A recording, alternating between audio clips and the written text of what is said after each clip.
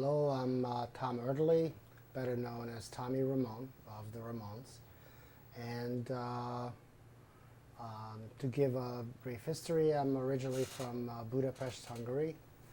I came here during the Hungarian Revolution. I was young, but I came just at the right time because that's when rock and roll was breaking.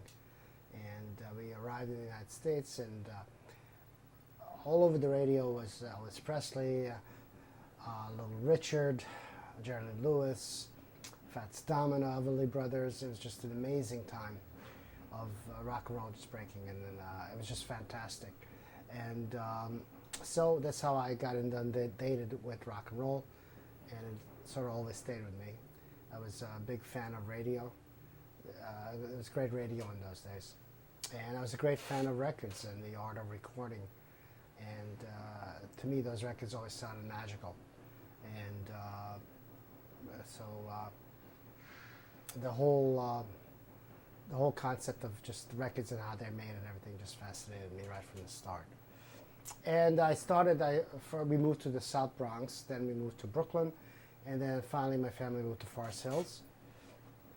And by that time I was in my teens and early teens, and then the Beatles happened, and everybody started forming bands, and I did also.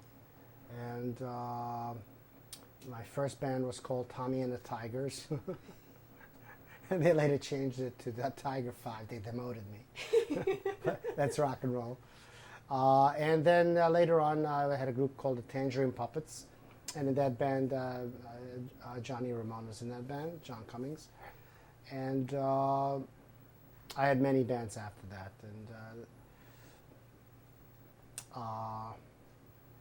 And then I went to college for a while. And then after that, I met somebody on the subway who had a recording studio. And I said, wow, this is what I've been waiting for. Because I was always into the magic of recording. And so I went to see his place, and I was like, wow, this is it. This is what I want to do. And so I started working there. And then after that, I went on, I was lucky enough, the place I worked at was affiliated with the record plant. And that's where I wanted to be. And I finally got a job there. And that was great. I had a chance to work with people like Jimi Hendrix and things like that. It was just amazing. And this was a great time because the first studio I worked at, even though it was a small studio, it was an 8-track studio. And this was the time, the dawning of multi-track recording. And there were very few 8-track studios, especially like that. And it was a great place. And when I went to the record plant, it was one of the first 16-track studios. And just when I got there, they just got their first 24-track. There was only 2 24-tracks in the world at the time. And they were, that came in. And so I was in the right place at the right time. Recording technology was expanding at the time, and it was just a great place to be. And that's where I was learning my craft, whatever the craft was, And after that, there was like a sort of a disruption at the record plant, and everybody either quit or got fired, and except for the head guy, who hired a whole new staff. So that was that for that. And I went on. I was very much into film also. I was somewhat eclectic at this time, and I got a place at a film production company called Focus, and I was working there for a number of years. And this was great because I was very much into film at the time, and the place was right next to the Museum of Modern Art. And I would spend my lunch hour at the Museum of Modern Art, and my lunch hours were like about 3 hours long. I would sit and watch films, and it was there I got into avant-garde film. And at that particular time, I started hanging out at the Anthology Film Archives, which was down in Lower Manhattan at the time. And so I got into that, and that became a main influence for me on in my future dealings with putting the Ramones together. I got a lot of great ideas from that experience. While I was working at the film studio, I took a vacation and I went to London for my summer vacation. And this was in the early 70s. And while I was there, my interest in music was revitalized. And I got into it. So when I came back, that's when I had this group called Butch at that particular time.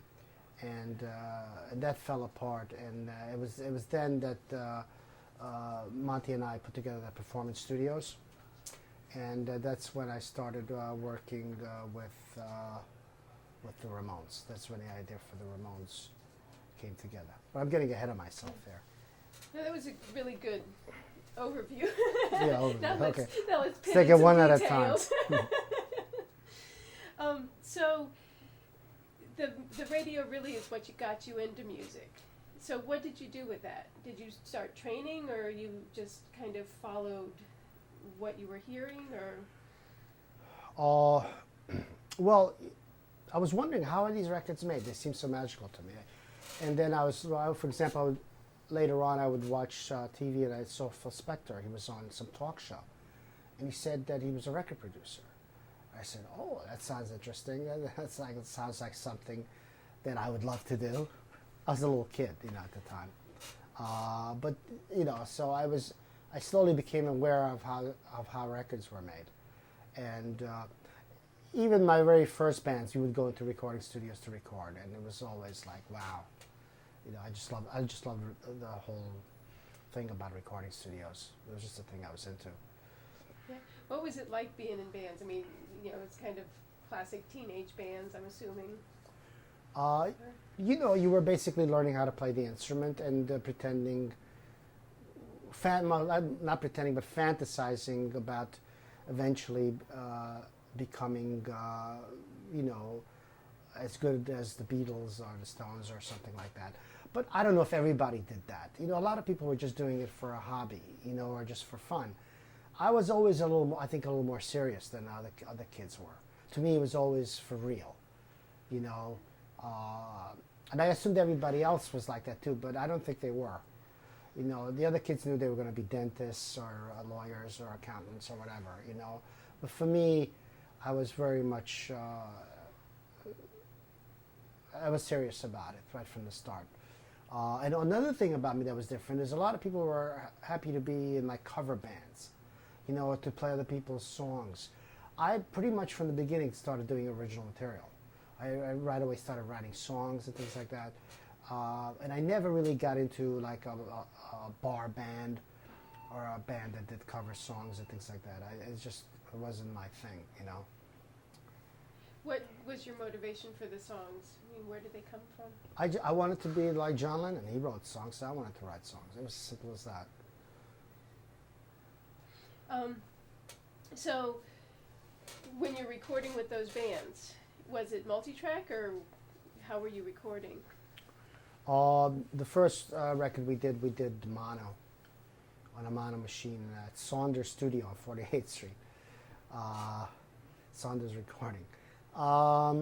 Then later on, we kept doing that. That was what was going on. This year-wise, we're talking about 1965, 66, 67. There were very few multi-track studios. The only major labels had multi-track studios at that particular point. That studio I worked at was one of the few studios. There was a small studio that had an 8-track. And the reason they had an 8-track there was because they would do demos for the major labels. And so, and it was a well-known facility.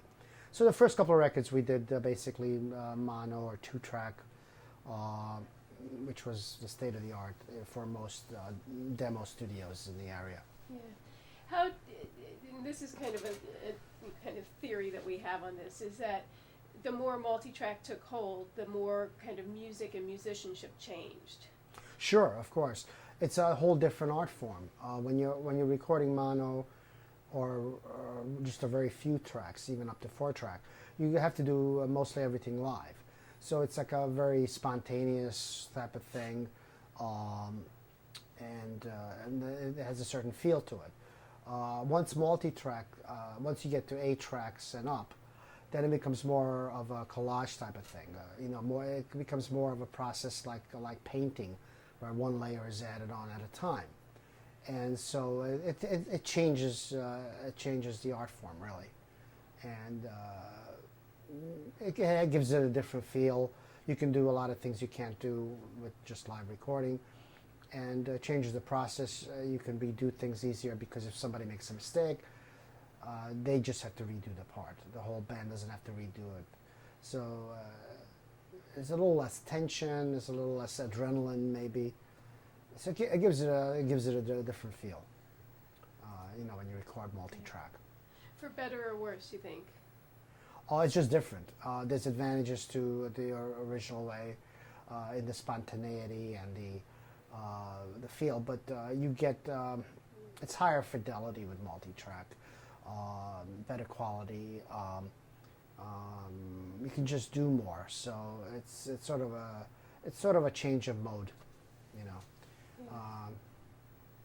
What was it like being in the studio? Because you kind of spanned the gamut, on both sides. Yeah. It's hard to say because in the beginning, to me, it was so magical in the beginning. It was I was like on a cloud of euphoria, just working in a recording studio at the time. Later on, it was more of there's many more studios, and so it was more of a business as usual. But for me, it was always special. So. I mean, I'm speaking as a person who just loves studios and recording, and I'm a gadget freak, and I can tell. So, yeah. So to me, it was always special. So to you, there was no positive or negative of the enhanced technology. It was just different, and there was joy in it, and there was just technicalities in it. Yeah. Well, I always wanted the best equipment. Equipment kept changing and getting better all the time. Consoles kept getting better. The consoles I was using at the record plant were very primitive compared to the consoles I was using in recording the Ramones and future projects. The technology kept improving by leaps and bounds. The quality of it and the capabilities, what you could do with it. The Beatles had a lot to do with improving the technology because they were always experimenting on their records. Then, of course, everybody else had to imitate them. So that sort of kind of sped up the whole evolution of the quality and of the equipment and also the capabilities of what it could do. Because they were doing things. They were like hardwiring innovations into their consoles. And then people started making consoles that had that stuff built into it, And and this happened pretty quickly, starting in the late 60s. So by the time you got into the 70s, it was vastly different. And you had very expensive Neve consoles for many years. And then SSL came out with their automated and computer. Neve first came out with a computerized console. And then SSL came out with an even fancier, and then computers, of course, came in, which meant automatic mix downs, and that really changed everything. Because that really, then you could really do things like step by step, and because mixing was done by hand before that, and then you could just do it one fader at a time, and this actually increased the budgets of recording tremendously because people would just spend more time in the studio, and so it changed everything really. Yeah. So in band, is that hum gonna? Are you picking it up? You'll be able to filter it out or something. Yeah. Okay. Sorry. That's okay. Mr. Mr. Audio. Yeah, it's their air conditioning, not ours, unfortunately. So what was your favorite part of being in bands? Was it more the technical end or the playing side? It was my favorite part was writing the songs, but mostly recording. I mean, that was my thing, and just being part of the creation of the albums was just a great joy for me. it was, I felt like the Ramones was my baby, and this was my thing, and it was just great to be able to have the freedom to, once we had just a little higher budgets, to be able to just go in and make these records. Yeah, yeah. It got you early. That bug got you early. Yeah. So talk about the Ramones. Like, what happened there? Sure. What happened was that I was, at the time before the Ramones, I was hanging out in the downtown scene, basically Max's Kansas City and things like that. And the New York Dolls came along. This was a glam era of David Bowie, and the New York Dolls came along. And I saw these guys, and I said, wow, these guys are like really entertaining. And I noticed that even though they weren't virtuoso musicians, that because they were just having a lot of fun, and the audience was having a lot of fun, that they were like, what they were doing was really exciting. So I thought about it, I realized that by that point, everybody was getting tired of all these virtuoso long solos and self-indulgent 6-minute drum solos and things like that. And the songs were getting too long and everything. And I thought about these guys who I knew in Forest Hills, who I just had it in my mind that these guys would be an interesting band. That if I got them to play, that they would be, be interesting. So I would call up Johnny, and because he was working at the time, he hadn't played for a number of years, and I told him, well, why don't you, start playing again? So eventually he called me up and he said, oh, I got a guitar. Me and Dee Dee got a guitar. So I said, great, let's get together. So I was going to be their manager. So we got together with them. We got Joey, and we were supposed to get another kid, but he didn't work out. He couldn't play the instrument, so they became like a trio. And I brought them down to Performance Studios, and I noticed that they had some songs, and that their songs were like really unusual. And I said, ooh, this is interesting. Their songs are even more interesting than their characters, and they were really interesting characters.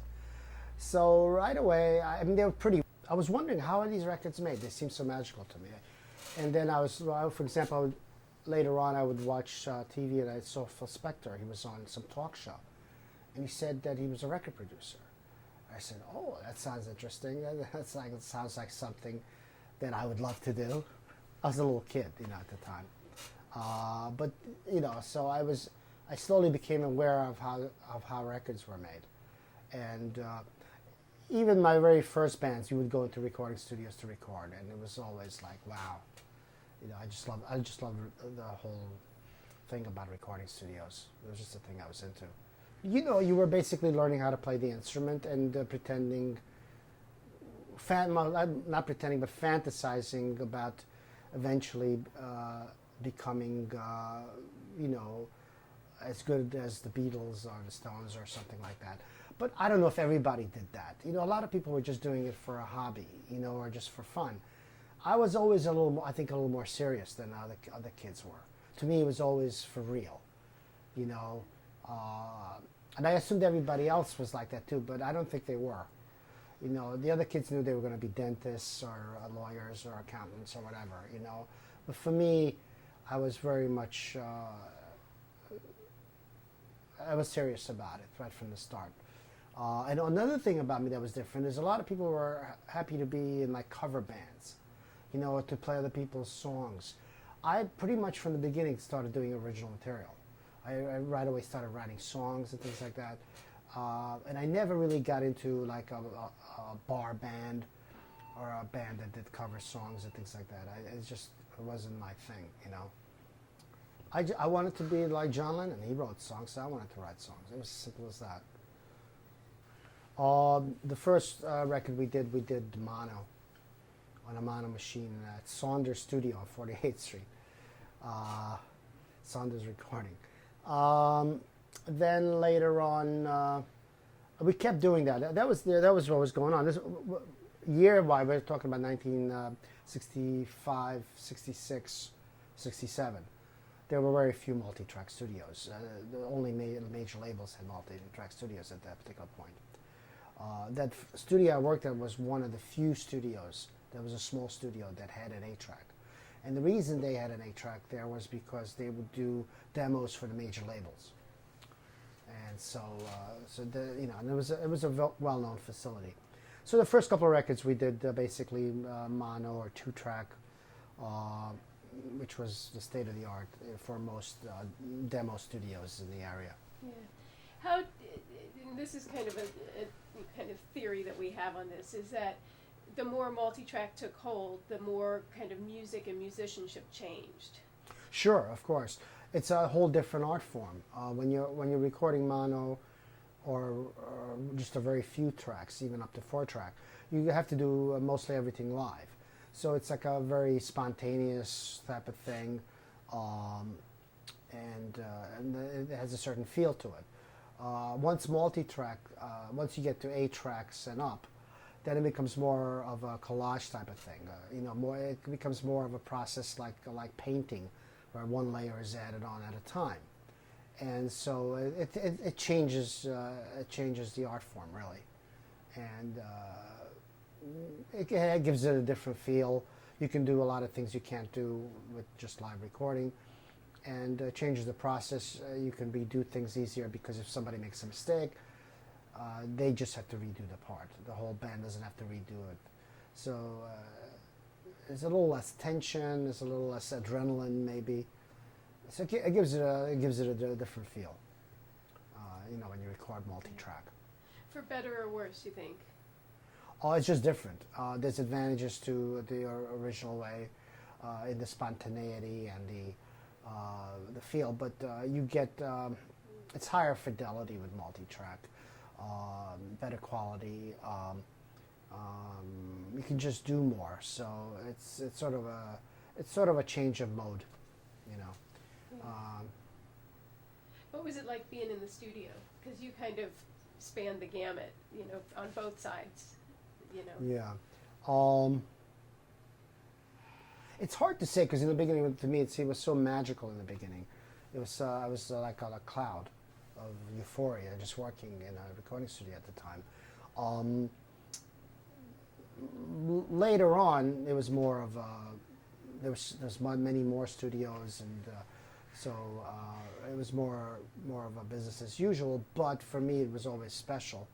So, I'm speaking as a person who just loves studios and recording, and I'm a gadget freak, and I can tell. So, so to me, it was always special. So there was no positive or negative of the enhanced technology. It was just different, and there was joy in it, and there was just technicalities in it. Yeah, well, I always wanted the best equipment. Equipment kept changing and getting better all the time. Consoles kept getting better. The consoles I was using at the record plant were very primitive compared to the consoles I was using in recording the Ramones and future projects. The technology kept improving by leaps and bounds. The quality of it and the capabilities, what you could do with it. The Beatles had a lot to do with improving the technology because they were always experimenting on their records. Then, of course, everybody else had to imitate them. So that sort of kind of sped up the whole evolution of the quality and of the equipment and also the capabilities of what it could do. Because they were doing things. They were like hardwiring innovations into their consoles. And then people started making consoles that had that stuff built into it, And and this happened pretty quickly, starting in the late 60s. So by the time you got into the 70s, it was vastly different. And you had very expensive Neve consoles for many years. And then SSL came out with their automated and computer. Neve first came out with a computerized console. And then SSL came out with an even fancier, and then computers, of course, came in, which meant automatic mix downs, and that really changed everything. Because that really, then you could really do things like step by step, and because mixing was done by hand before that, and then you could just do it one fader at a time, and this actually increased the budgets of recording tremendously because people would just spend more time in the studio, and so it changed everything really. Yeah. So in band, Is that hum gonna? Are you picking it up? You'll be able to filter it out or something. Yeah. Yeah. Okay. Sorry. That's okay. their Mr. Audio. Yeah, it's their air conditioning, not ours, unfortunately. So what was your favorite part of being in bands? Was it more the technical end or the playing side? It was my favorite part was writing the songs, but mostly recording. I mean, that was my thing, you know, and just being part of the creation of the albums was just a great joy for me. It was, you know, I felt like the Ramones was my baby, and this was my thing, and it was just great to be able to have the freedom to. Once we had just a little higher budgets, to be able to just go in and you know, make these records. What happened was that I was, at the time before the Ramones, I was hanging out in the downtown scene, basically Max's Kansas City and things like that. And the New York Dolls came along. This was a glam era of David Bowie, and the New York Dolls came along. And I saw these guys, and I said, wow, you know, these guys are like really entertaining. You know, and I noticed that even though they weren't virtuoso musicians, that that because they were just having a lot of fun, and the audience was having a lot of fun, that they were like, what they were doing was really exciting. So I thought about it, I realized that by that point, everybody was getting tired of all these virtuoso long solos and self-indulgent 6-minute drum solos and things like that. And the songs were getting too long and everything. And I thought about these guys who I knew in Forest Hills, who I just had it in my mind that these guys would be an interesting band. You know, that if I got them to play, that they would be, you know, would be interesting. So I would call up Johnny, and because he was working at the time, he hadn't played for a number of years, and I told him, well, how don't you, you know, start playing again? So eventually he called me up and he said, oh, I got a guitar. Me and Dee Dee got a guitar. So I said, great, let's get together. So I was going to be their manager. So we got together with them. We got Joey, and we were supposed to get another kid, but he didn't work out. He couldn't play the instrument, so they became like a trio. And I brought them down to Performance Studios, and I noticed that they had some songs, and that their songs were like really unusual. And I said, ooh, this is interesting. You know, their songs are even more interesting than the characters, and they were really interesting characters. You know, I had this idea that, you know, to start a band with these colorful guys from Forest Hills. And you know, we got together, and I brought them down to Performance Studios. And to my surprise, they were coming up with like really interesting, unique songs. And that was kind of unexpected. I knew they were colorful and interesting people, but they were coming up with like these, what at first were like really bizarre songs, but very interesting. And so, you know, we kept working at it, and I worked several months with them and everything, and they kept slowly getting better and better. Joey was playing drums, and Dee Dee was the lead singer at first. But Dee Dee would get hoarse after singing 3 songs, and we would pass the mic to Joey, and he had a really good voice. And I said, well, you know, why don't we make Joey the lead singer? I mean, the thought occurred to me that he would be a really unique lead singer. He doesn't look like any other lead singer, you know, so I thought, well, it's an interesting band, but interesting songs, let's give them an interesting lead singer. So, you know, that's what we did, and then we needed a drummer, and then we were auditioning drummers. And the drummers would sit down and they would just play the drum style of the time, which is basically heavy metal. And I would try to explain to them that that's not going to work with the Ramones. What we need is something more simple like this, and I would try to show them because and they just couldn't get it. They were so used to like just go butter butter butter boom, or whatever, that they just couldn't get it. So one of the guys asked me, "Why don't you try playing the drums?" And I never played drums in my life. I was a guitar player, but so I tried it, and it was fun. But it was more than that. I realized that as soon as I started playing with them, the sound kind of gelled. Because before then, when Joey was playing drums, it was like a very choppy sound, sort of like a very ragged kind of thing. And when I started playing, it became a very fluid, flowing thing. And so I became the drummer, and but that's how that started. And then pretty soon after that, we started playing CBGBs. We took ourselves very seriously, what we were doing. Once we realized we were good, at first it was just fun, because this would be fun to do this, and we'll show everybody how cool we are. But as soon as I realized that we had something that could be, there was more than that, that this was something, we had a special band, then I was very serious. And I think we all were. And so we always had that in our mind, to be as good as we could possibly be. Now that took a while because we were pretty ragged and rugged. I mean, I just started playing drums, and the guys, just started playing their instruments really. Because Johnny used to be a bass player, and this is the first time he ever played guitar really. And we had a ways to go, but we worked real hard, and that was our attitude. I mean, when we played, we wanted to be as good as possible, so that's what was on our minds, to put on a good show. So did we have fun? I didn't think about fun. We thought about being good. It was just very important to us. That's the way we looked at it. It wasn't like you're in some jam band and doodling, we were out there to play good music, to just, wow the audience, to be as good as we could be.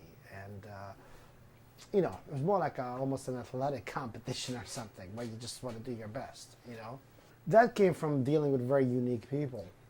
These the Ramones were, the reason I wanted to put the Ramones together, because I knew they were very eccentric and colorful and charismatic.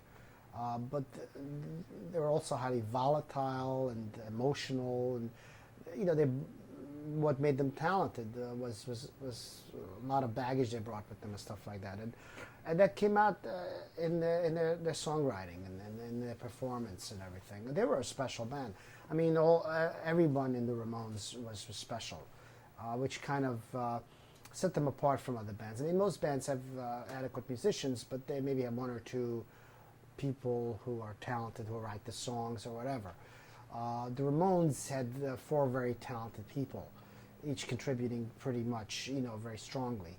And that was one of the reasons that I think that the Ramones are, at this stage in history, beginning to be known as a classic band. Right. They were special. Sort of the world caught up with them. It's kind of what happened. Well, in '65, the English, the first English music revolution came in, and that was sort of like a pop thing. And near the end of that, in the '60s, FM radio came along, and that really changed everything. FM radio, because they played albums, and instead of singles, and so people started making albums, and all that concept changed a lot of things. And that went slowly. The Beatles, of course, as I said before, everybody's trying to keep up with them because they were always innovating and everything. And then the virtuosos came in, starting with Jimi Hendrix and Eric Clapton, and that changed everything. That all of a sudden everything became different. The focus was on musicianship instead of pop tunes. All of a sudden, musicianship became important. And this went on for many years, and there were many bands like that, and the songs became longer and longer, and that sort of turned into like Led Zeppelin, which was sort of the beginning of what became heavy metal. So what started as progressive rock, played very loud, slowly started turning into heavy metal somehow. Black Sabbath came along and things like that. And then in the early 70s, glam rock came in. People started dressing in like velvet and satin and bouffant hairdos and things like that.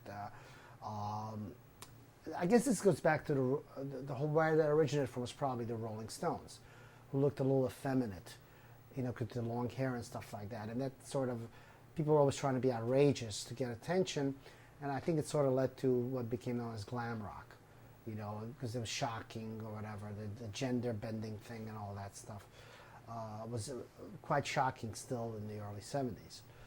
And so that was the next thing. That was really big with David Bowie, Elton John, Slade, there were many bands, T-Rex. There's a whole thing. This was the period when I went to London.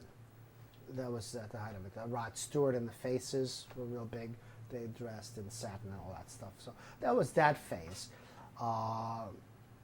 And then I had, at that point I had a band that was sort of glam called Butch. And but I knew that it was kind of what's going to be next, because I was always the type of person that always tried to look ahead. I was thinking, well, what's going to be next? And I was trying to formulate what Butch should look like at that particular time. Now, Butch broke up, and my formulations ended up being used for the Ramones. But that's kind of, which was the next step. The whole New York scene died down at the time. Slowly, all the clubs closed, but that's another story. Yeah, in the early 70s, for some reason, all the places, one by one, clubs closed down. Either they went out of business or whatever. And there was no place to play for original music. Max's Kansas City, the original, had a place, but it was for signed bands only. There was Kenny's Castaways, which was on the Upper East Side at the time, but they had signed bands only at that particular time too. There was no places for unsigned bands to do original music. There was the Mercer Arts Center, and that's where the Dolls played, and that was a really great place. It had many rooms, and different bands would play in different rooms, and it was a great place. And for some crazy reason, the whole building it was housed in, which was a hotel, collapsed. And that was gone. It was like very ironic. One place that was a good place just disappeared, and then there was no place to play. There was just no place to play. That's when Butch went. That's when we formed Butch. We were one of the last groups to play at the Mercer Arts Center, and it collapsed, and there was no place to play. And in fact, that was one of the main reasons why Butch broke up. And so when we were putting the Ramones together, there was really no place for them to play, so we would put on shows at our rehearsal loft. And Blondie would rehearse at our rehearsal loft, and they invited us down to a place in the Bowery called CBGB's. And I'd been to CBGB's once before to check out the group Television. And so I knew of the place, and so we said, okay, great, And that's how we ended up playing CBGB's. And there literally was no other place to play at the time. And that was the perfect place to be at, because there wasn't much of an audience, but it was great to get the Kinks out, and the audience that was there, the handful of audience that was there was quality. They were like artists from the neighborhood, the first people that moved into Soho when the rents were affordable and things like that would come by, stop by. The Hells Angels, the neighborhood people. And so it was a good place in the beginning to get the bugs out. And, and then people would slowly come down to see us, and then a lot of them would then go home and form bands. One of them was the Talking Heads. they came down from New England to see us, and they went back up, formed the Talking Heads, and came back down, and then they opened for us. So so that's kind of things started mushrooming, and then Hilly decided to have a festival to promote. He saw he had these interesting bands, and we were getting some good write-ups, so he knew he had something. So he put on this festival, and it was heavily advertised, and it brought down a lot of media, a lot of people. The place was packed for the first time. And from then on, it was crowded all the time when Mullen and the Ramones played. That's kind of how the CBGBs became famous. And this took a period of a year.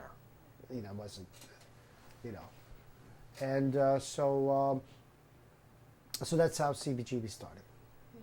Yeah, well, I mean, there's a long stretch in between. I mean, we got a recording contract.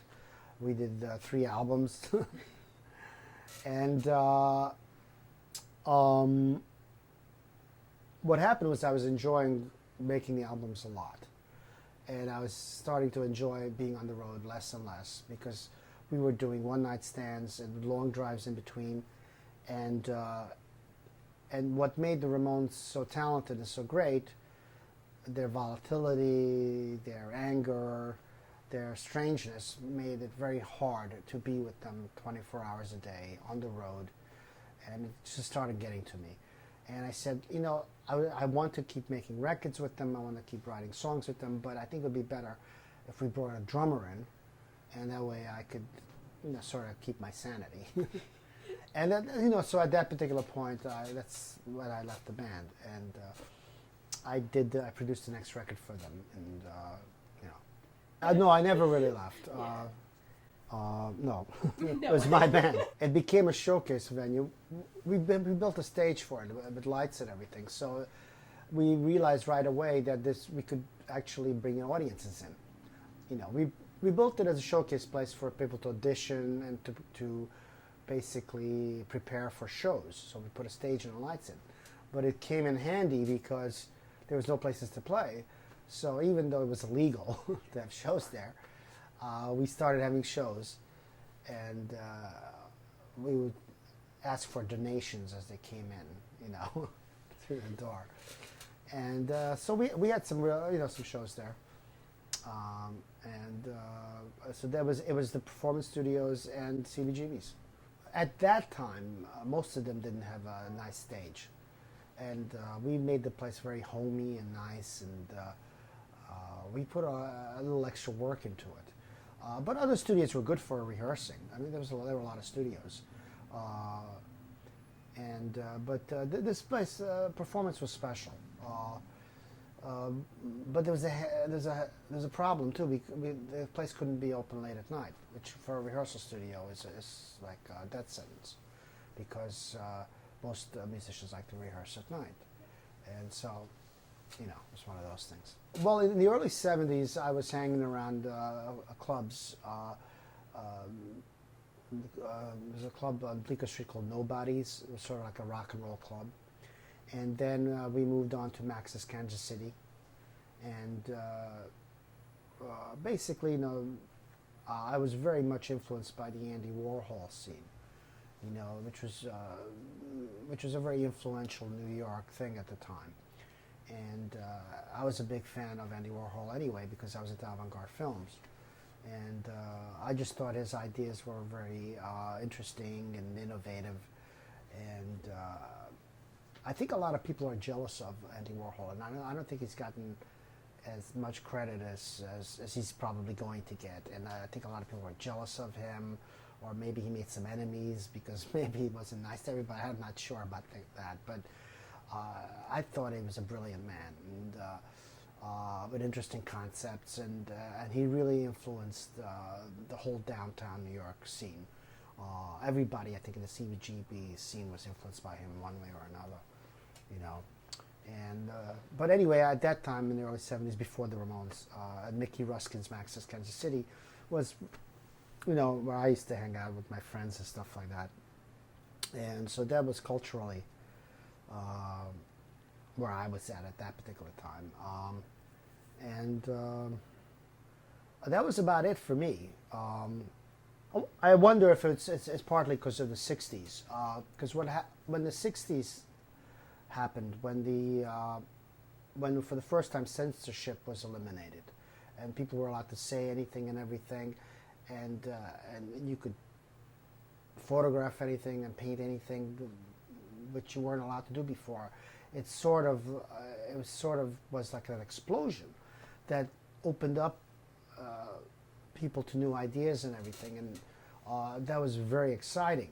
You know, it's a very exciting time, and it's hard for me to say because unfortunately I'm the type of person that's into too many things. I was into everything, you know, and I still am. I like so many things, and whether other people were like that, I guess possibly. You know, the opportunities were there for the first time. You know, the technology was more there for to do that, and the freedom to do it, you know, was also available. So that might have had something to do with people maybe wanting to do more than one thing, or maybe into more things.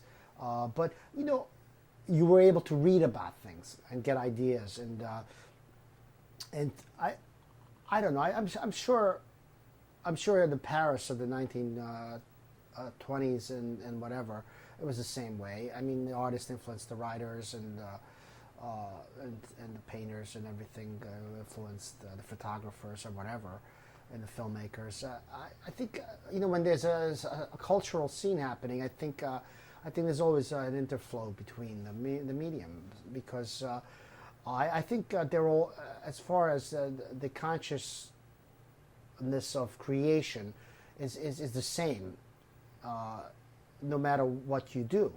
It's basically people create the same way, whether they're painters or filmmakers or writers. I think it's so one can pick up ideas from a different art form and translate it into their art form pretty easily. And a good artist is always looking for ideas anyway, and they're always interested in what other art forms are doing. Yeah, that was a very big thing, to go from something where the first taboos were broken by like a Playboy magazine, which at one time was actually a cutting edge magazine, because there was the first one to start to not use dirty words, but basically put in the idea that there could be a dirty word here. You know, I remember that being a kid, and so it started from that in like 1962 or something, to like slowly breaking down. Like they would have a big article on Lenny Bruce, because Lenny Bruce was thrown in jail for saying dirty words, right? And they would have a big thing about that, and they would have to censor out you know, and I'd go, wow, what word are they saying? And they would say vernacular for a fellator. So what is that? I went to the dictionary because I was like 10 years old, and I go, what is that? And so it went from that to about 1965, where all of a sudden you see four-letter words, and you get the East Village Other, and Village Voice starts using them, and all of a sudden, you know, I'm Curious Yellow appears. The first film that allows nudity. You know, and everybody goes to see it. Terrible movie. But everybody goes to see it.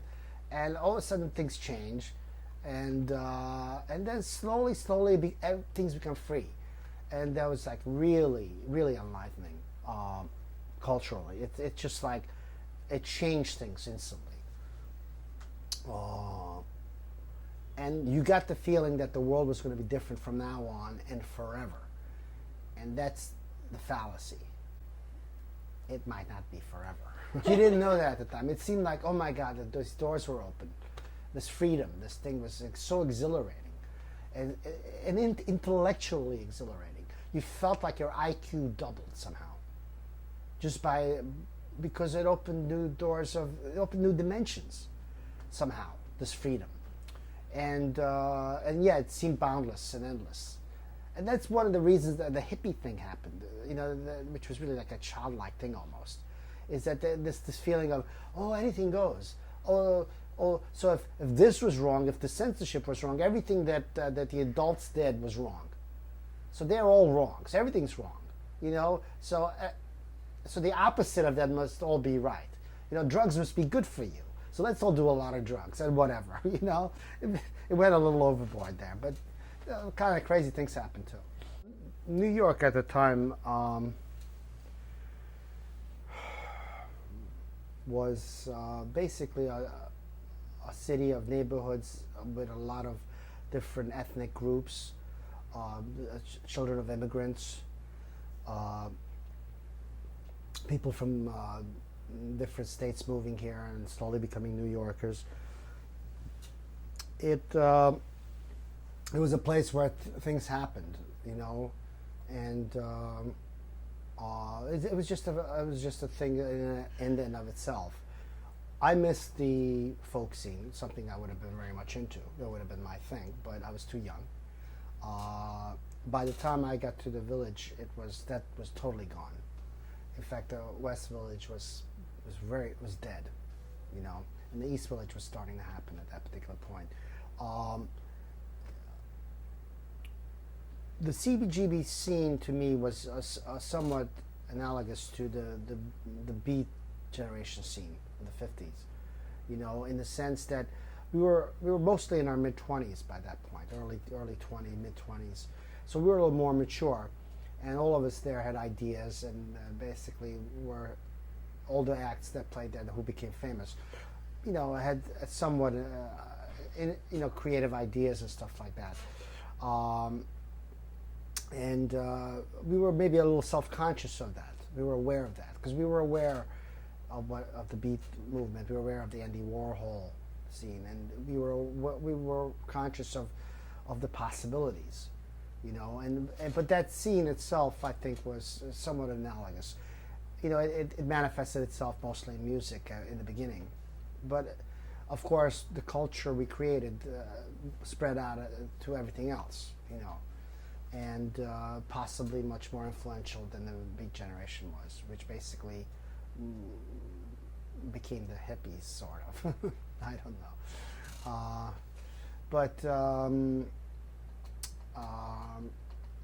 Yeah. So that's the way I see it. Yeah.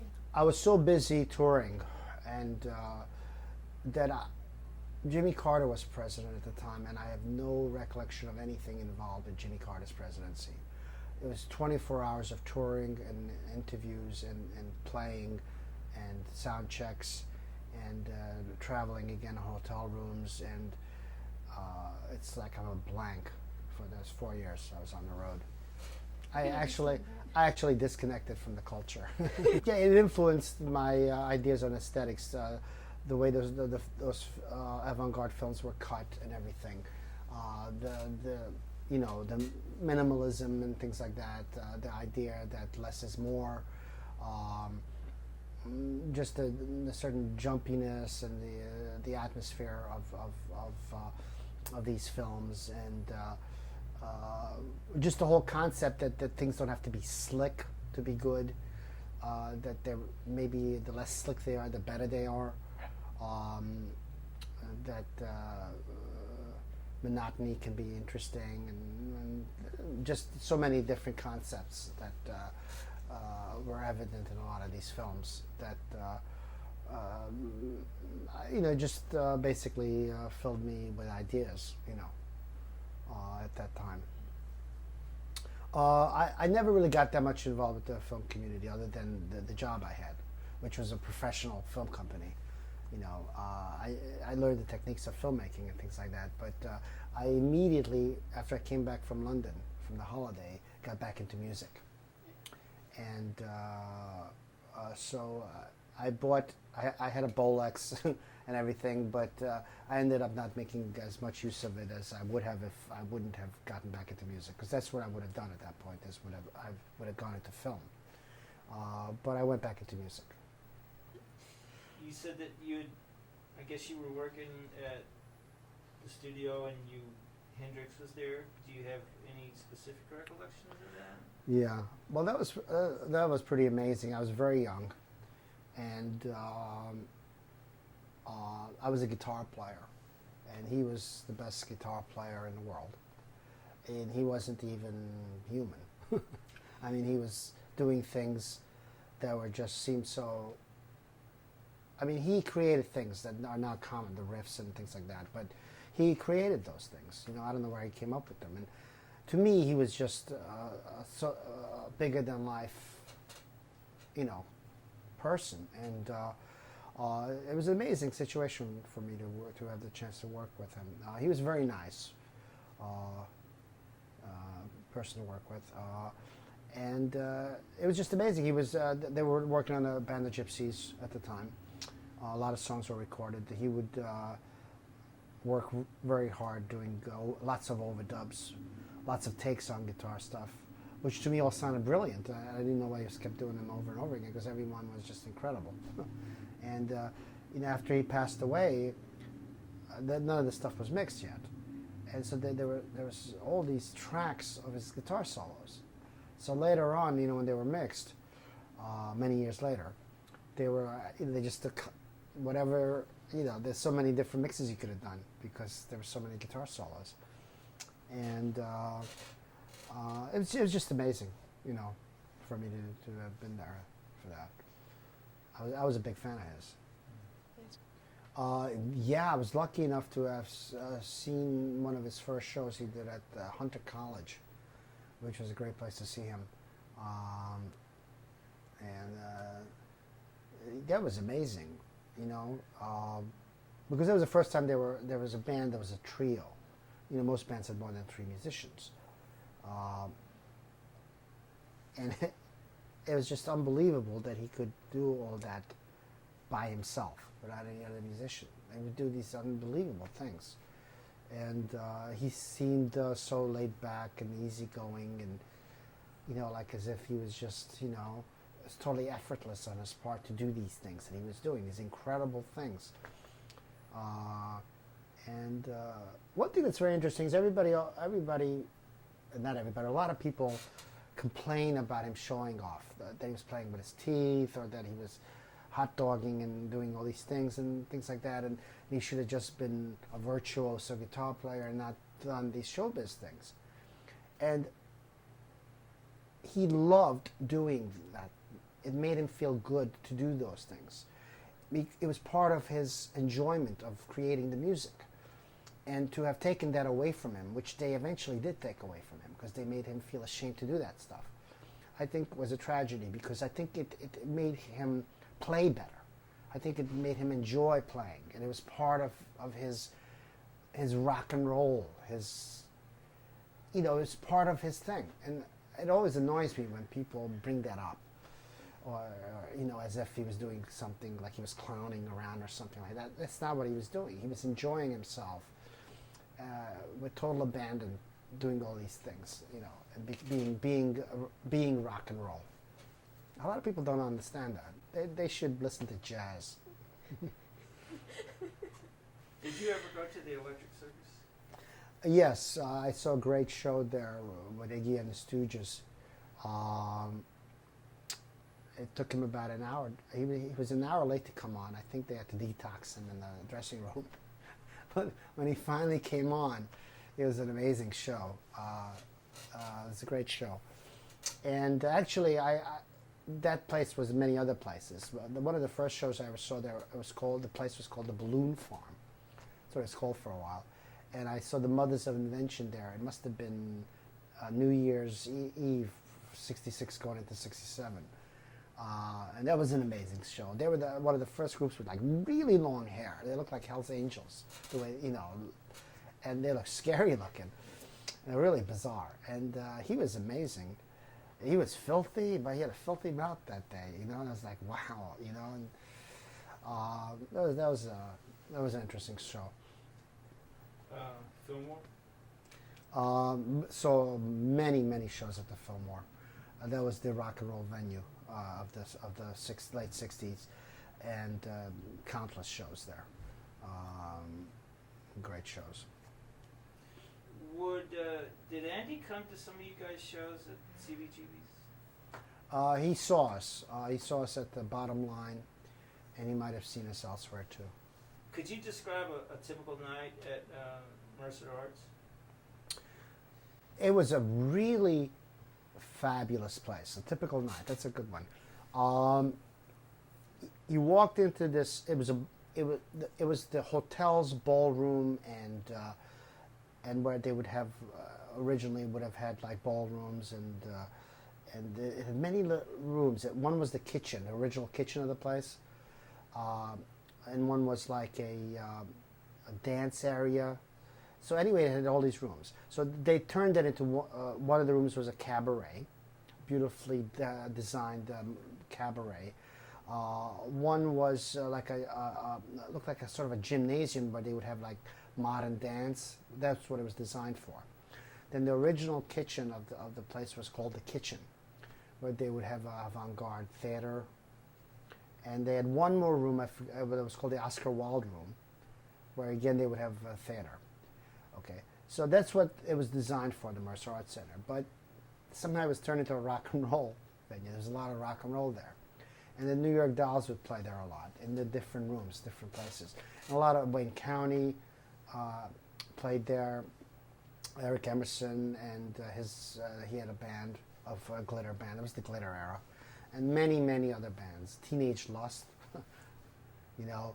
and it was a really exciting place because you congregated in a large hallway and you could just hang out there without, you had to pay to go into the different rooms, but you could just hang out there if you didn't have any money or didn't want to go into one of these things, and just have a good time. And then if you wanted to go see a show, you went in and you might see something avant-garde in the Kitchen, or see the Dolls in the Oscar Wilde room, or see somebody perform in the cabaret, and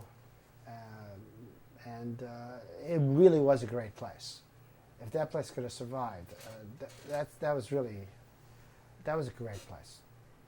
For some reason I had a special love of Manhattan. When I came here in 1957, one of the first places I visited was Broadway. And in those days, it was just really sparkling with lights. I mean, it's bright now, but it's kind of lame. In those days, it really was, left over from the 20s, 30s, or 40s. There was still, there wasn't vestiges. It was still there, in the 50s. And it was magnificent, Now maybe it would be considered a tacky way, but not to a child, It was just I loved it. So I just loved Manhattan. I loved the tall buildings and everything. And I would just come into Manhattan all the time. And other people didn't. The other kids didn't. But I would just get on the subway all the time and just come into Manhattan. I was always in Manhattan, And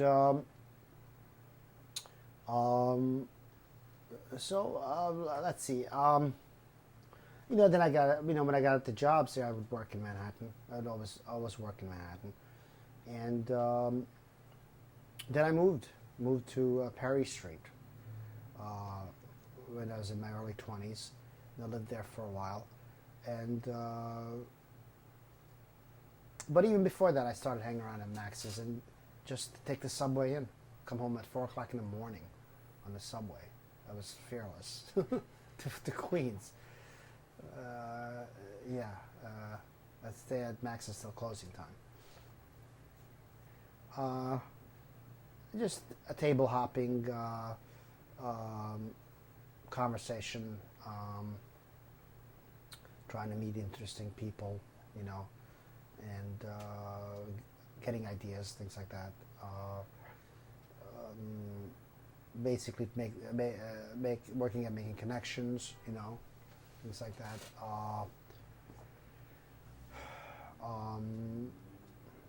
Just trying to make something happen. The epiphany came for me. I was rehearsing with Dee Dee and Joey at Joey's mother had an art gallery in Queens, and we got together there to rehearse some new songs that they were working on, and I heard them rehearse Judy's a Punk. Yeah, it was the first time I ever heard them do that song. And this song was so strange and so unique and so different and so good in a way that I'd never heard before. that it clicked in my head that we had just shifted gears. That not only is this group interesting and exciting and different and it has a lot of potential, but it was much more than that. You know, it was exponentially more than that. I realized after hearing that song. I realized that what we had here was totally unique, different, futuristic, and could lead to something that had never been done before. It just occurred to me, you know, and it was like a wow moment for me. And so after that, of course, I got much more serious. You know, it was more than just fun, and I started working with them with the knowledge that we definitely had something special going, and that never left. I always felt that we were very, you know, something extraordinary, you know. Were the bands at that time competitive, or were they? Did they, you know, share?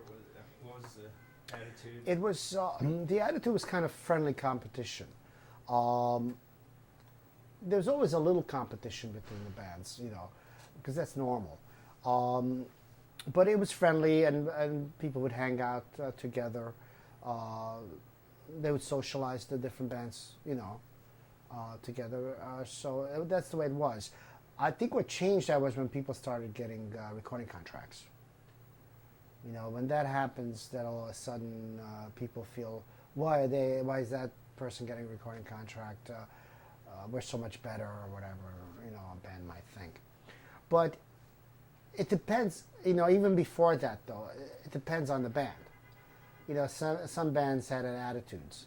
You know, some bands we were friendly with, other bands we weren't that friendly with. You know, they thought they were hot to trot, whatever, and they weren't so good, in our opinion, you know, but they thought they were great. And they couldn't understand why the Ramones were getting so much attention. And they couldn't conceptualize what we were about. You know, they had these, you know, what they thought they were playing these great pop songs. So why weren't they getting attention? You know, so you had that, but we kind of ignored that. You know, it was like they were just pesky. Go away. You know. Yeah, when the Mercer Arts Center fell down, there was just no place to go. And somebody told us about a club on 4th Street called the 82 Club, which used to be a drag queen theater that the owner opened up for as a bar. So we went down there, and it was a great place. They would have these sort of bull dykes who were the bartenders and at the door, and they were dressed, you know, like men, and that was great, you know. And the person who was at the door was named Tommy, and you know, she was fabulous. You know, she was great. They were all great, you know. And so we started hanging around there. And at the time, I produced a record for Wayne County for Main Man, which was a David Bowie production. So I got to get in free. You know, I was put on the guest list. So I got into 82 Club for free, which is great, because I didn't have much money at the time. And so I would hang out there all the time. And that was a great place. At first, it was just basically like a cabaret type of club. No, it was just basically disco music or whatever at the time. And people would dance and stuff like that. And but it became a hot place. And then the rock stars started hanging out there. I saw Peter Townsend when he came to town. He would hang out there. And then the place became so popular that they started having rock shows there. And Wayne County would play there, some other groups would play there. And television played there once, I remember. And the 82 Club was still around when I was putting together the Ramones. But it was already starting to peter out. But so that was like an interlude between the Mercer Arts falling down and the CBGBs happening. It was an interesting place to hang out. It sort of took the place of Max's, because Mickey Ruskin closed Max's, and it was before Max's reopened under Tommy Dean. And so, you know, that was an interesting place. Or the Tangerine Puppets. Yeah, we could hear about both of those, because Yeah. that was early 60s. Right. Yeah, when I was in high school, I was in high school with Johnny Ramone. We were going to Forsyth High School at the time, and this was about 1966, I guess it must have been. And we put together a group called the Tangerine Puppets, and this was an interesting band. It was basically a genuine garage band of the garage band era, and that's the kind of music we played. And we were quite notorious because we really put on a great show. Johnny was very extroverted, and he would, at the time he was a bass player, and he would hold his bass very high like a machine gun, and he would like run around the stage and everything, and we would all go like crazy, putting on a show. And we did quite well. We were very young. We were like 16, but we lasted about a year before there was so much bickering and we broke up. But it was a very good band. It was a very exciting band. And after that, I was in a bunch of bands, went from one band to another. And then eventually I was without a band, but wanting to put a band together. And I had my friend Monty, who I knew since junior high school, and I persuaded him to buy a bass. And I gave him some lessons on the bass. I was, of course, a guitar player. And we put together a trio, because that was the fashion of the time. Cream, Jimi Hendrix, they all had trios at the time. So we put a group together, and we call ourselves Triad. And, we did basically long blues jams, and which was the fashion of the times, and some shorter songs and everything, and all original songs, mostly original songs. And we played some gigs and everything, and that was fun. But that's how Monty got into music. And that lasted about a year and a half, maybe, something like that. And then after that, I got a job. That's when I got the job as a recording engineer. And so. You crossed over. Yeah. And Monty taught you golf? Yeah, he was trying to teach me golf. Yeah, that was his thing, golf. Yeah.